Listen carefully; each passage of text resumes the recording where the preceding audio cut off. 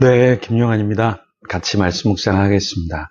사람은 부정적으로 보면 계속 모든 것을 다 부정적으로 보고 판단할 수 있고요. 긍정적으로 보면 모든 것을 다 긍정적으로 보고 판단하게 되죠. 자, 여기 컵이 있는데 여기 물이 좀 있습니다.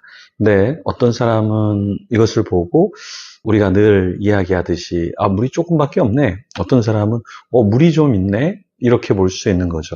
그러니까 부정적으로 볼 수도 있고 조금 남아있기 때문에 긍정적으로 볼 수도 있다라는 것이죠. 그래서 우리는 어떻게 보느냐에 따라서 내가 이것에 축복을 누릴 수도 있고 이것에 너무 적기 때문에 절망하고 아무것도 얻지 못할 수도 있다라는 거죠. 그래서 어떤 사람은 너무 부정적으로 보고 불만을 품고 사회에 해악을 끼치는 사람도 있죠. 그러니까 우리는 하나님 앞에서 어떤 사람이 되면 좋을까요?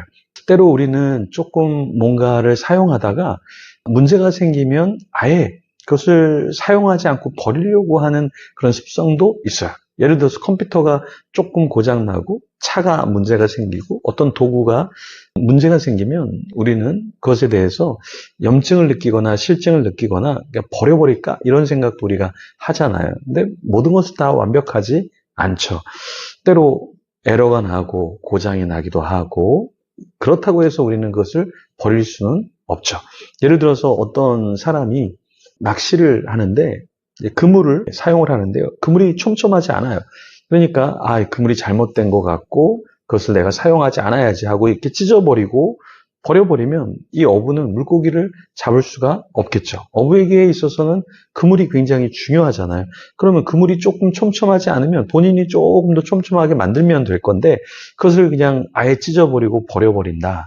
이러면 본인에게만 손해가 되겠죠. 그 결과는 어떻게 되겠습니까? 비참하게 되겠죠. 오늘 본문에 민수기 14장에 보면은 이스라엘 백성들이 정탐을 한 뒤에 하나님께서 주신 그 땅에 대해서 굉장히 부정적으로 이야기를 합니다. 약속의 땅인데 약속의 땅에 조금 염려스러운 부분은 있었죠. 왜냐하면 아낙 자손이 있었고 또 자신들이 그 땅을 차지하려고 그러면 그 아낙 자손과 싸움을 해야 할 수도 있었잖아요. 그런데 그 이스라엘 백성들은 그런 싸움이나 그런 곤란함에 대해서 불평하기 시작했던 것이죠. 14장 1절부터 3절까지 말씀 같이 한번 읽어보겠습니다. 온 회중이 소리를 높여 부르짖으며 백성이 밤새도록 통곡하였더라. 이스라엘 자손이 다 모세와 아론을 원망하며 온 회중이 그들에게 이르되 우리가 애굽 땅에서 죽었거나 이 광야에서 죽었으면 좋았을 것을 어찌하여 여호와가 우리를 그 땅으로 인도하여 칼에 쓰러지게 하려 하는가. 우리 처자가 사로잡히리니 애굽으로 돌아가는 것이 낫지 아니하랴. 본문에 보면 분명히 13장의 정탐꾼들이 정탐을 하고 부정적인 이야기를 했습니다. 거기에 대한 이스라엘 백성들의 반응이 나오기 시작하는데 어떤 반응이에요? 1절에 보니까 온 회중이 소리를 높여 부르짖어요. 그러면서 밤새도록 통곡을 합니다. 2절에 보니까 이스라엘 자손이 다 누구를 원망합니까? 지도자인 모세와 아론을 원망해요. 그리고 뭐라고 얘기합니까? 애굽으로 돌아가자. 애굽이 더 낫지 않냐? 왜 우리가 여기서 칼에 쓰러지고 우리 처자가 사로잡히고 왜 이러한 곤란을 당해야 되느냐? 이렇게 이야기를 합니다. 우리 인간의 특징 중에 한 가지가 뭐냐면 비난할 사람을 찾는 것 같아요. 비난할 사람을 찾아요. 곽튜브라는 사람이 아주 유명했다가 조금 뭔가를 잘못했죠. 잘못하긴 잘못했다고 하더라도 너무 크게 사람들이 비난을 하고 있죠. 왜 그럴까요? 사람들은 비난할 사람을 찾고 있기 때문에 그렇습니다. 모세와 아론이 뭘 잘못했습니까?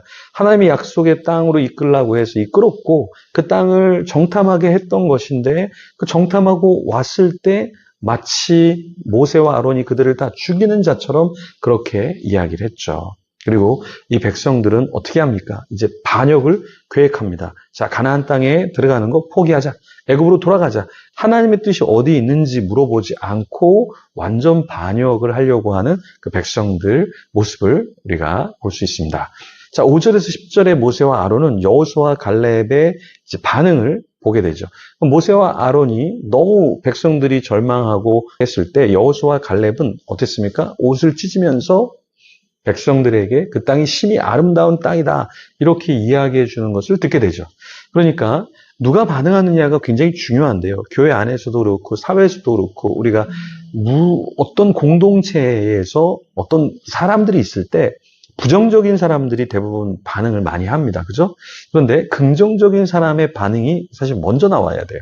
그렇죠? 그래서 긍정적인 사람들이 먼저 댓글을 달면 다 긍정적인 이야기들이 좀 나오는데 부정적인 댓글이 나오면 계속 평가할 때 부정적인 댓글이 더 많이 나오게 된다. 이게 사회학적으로 사람들이 실험을 하면서 알게 된 사실인데요. 우리도 마찬가지입니다. 우리가 계속 부정적인 이야기를 하고 불평하면 사람들은 다 불평합니다. 그런데 조금 어려워도 이렇게 참고 인내하면서 덮어주려고 하면 그런 분위기라면 또 그렇게 공동체가 잘 세워지게 되죠. 이런 때에 모세와 아론 어떻게 대처했을까요? 9절에서 10절 말씀에 보면 이런 말씀이 있습니다. 다만 여호와를 거역하지는 말라. 또 그 땅 백성을 두려워하지 말라. 그들은 우리의 먹이라.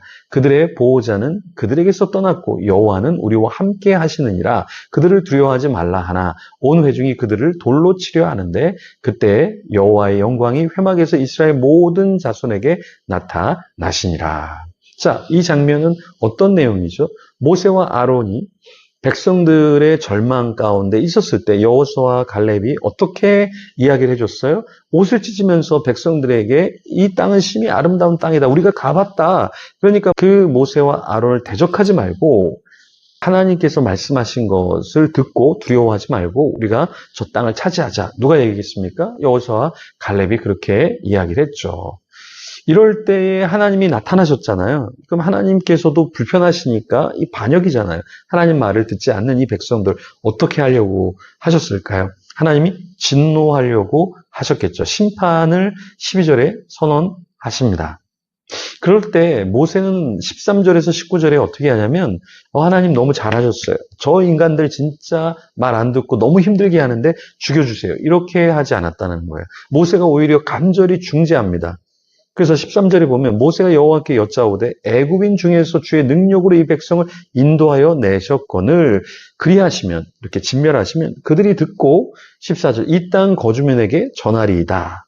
주 여호와께서 이 백성 중에 계심을 그들도 들었으니 곧 주 여호와께서 대면하여 보이시며 주의 구름이 그들 위에 섰으며 주께서 낮에는 구름 기둥 가운데에서 밤에는 불기둥 가운데에서 그들 앞에 행하시는 것입니다. 이제 주께서 이 백성을 하나같이 죽이시면 주의 명성을 들은 여러 나라가 말하여 이르기를. 무슨 말을 하고 있습니까?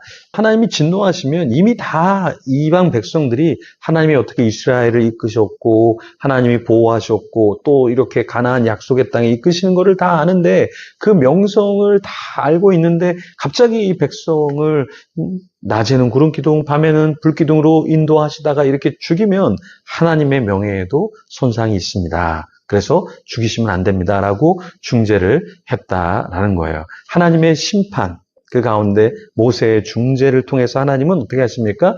용서하시죠.